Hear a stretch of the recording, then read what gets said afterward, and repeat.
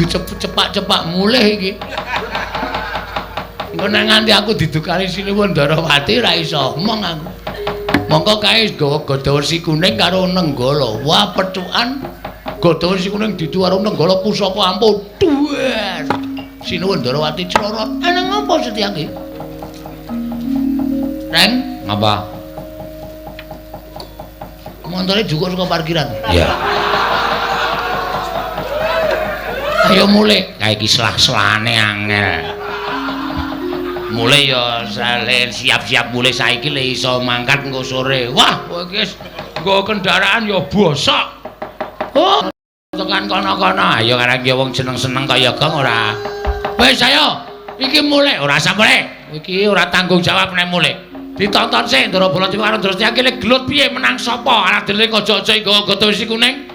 Engko nek Sinuwun Ndarawati tekan kene ora masalah wis to.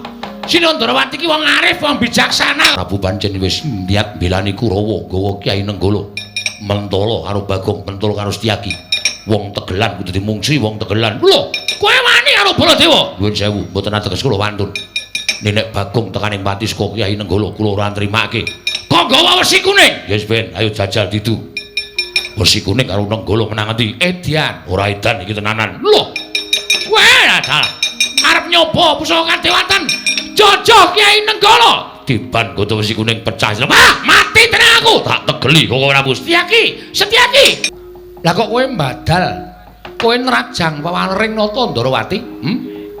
Malah kowe ngligo Kyai Gadawersi Kuning. Meh wae didu karo Kyai Nenggala. Lah ya kuwi, kandan-kandanane ngeyel Setyaki. Iki perkarane Kurawa karo Bagong kok. Begawan Durna wadul karo aku yen Kurawa bubar ora karu-karuan mergo diajar, diamuk karo Setyaki. Mula pun Kakang ora trima. Pun Kakang niga Kyai Nenggala, niatku bakal ngagar-agari karo Bagong. Lah kok dipethoke Setyaki nggo Gadawersi Kuning. Tangane cekot sikile becik mripate kira kon perang. Ampun rasane gareng. Gareng nek dinake mripate cekot. Sikile becik tangane cekot itu nangis. Oh lho jaluk ngapura. Wah, wis santai reng, wis ora Ndara Kresna ketrucut kok. Arep mulai wae aku, Kang.